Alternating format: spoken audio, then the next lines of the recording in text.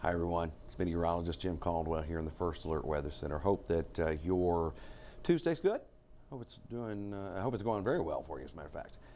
Weather-wise, it's trying to get back on the right track. We're just not quite to where you want to be, I'm sure, with some of the warmth or with the cold, because a lot of us are wanting it this time of year to try to line us up some snow for, next week. Well, it's not looking good. I'm going to talk snow. Let's dig into what's happening now, and then we'll look at that. Outside in Lexington, you can see downtown, a little cloudy, and that's about the extent of it. No precipitation. We're all dry as far as that's concerned. You look down south on 75 on Mount Vernon, and again, all dry, sun shines out.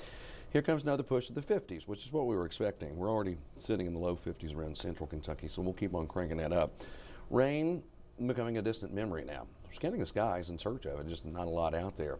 We look at our hour-by-hour future forecast, and later in the day, we're likely to experience some more rain. And when I say later in the day, I really mean into the early morning hours tomorrow. I think these could be some thunderstorms. That's what I'm thinking. Just a little thunderstorm.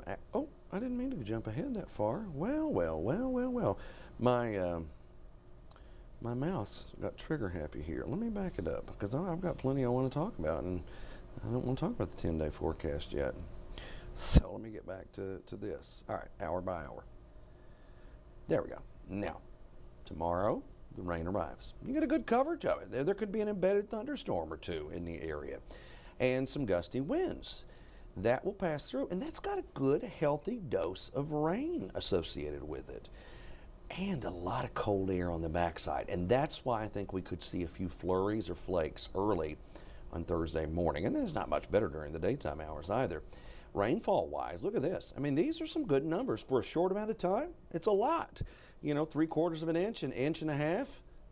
That's some decent rainfall out there, y'all. Hey, it really is, especially when we just picked up an inch or so. And that's where we live. Snow chance forecast. Now let's look at this. Get into Thursday, I've got a few flakes. Friday, maybe a little light snow. Saturday, a little light snow. But let's look beyond it. Here's that actual weather maker coming at us, dropping in. And as it does, you'll get a little shot of moisture and colder air. And there's your continued chance of some snow. It's around for a little while, and then eventually it wraps up as we get into the early morning hours there. But see, there's a little fetch trying to show up. And if that's the case, we could see it for an extended period of time. The snowfall potential. Now, this isn't a forecast. This is just me showing you where the swath is trying to align. And it's trying to align around central eastern Kentucky, a little broken spot of some coatings here and there. That's about the extent of it. And then the GFS is also about the same. And again, not much, but it's enough to, give you something pretty out there for a little while, at least with it flying.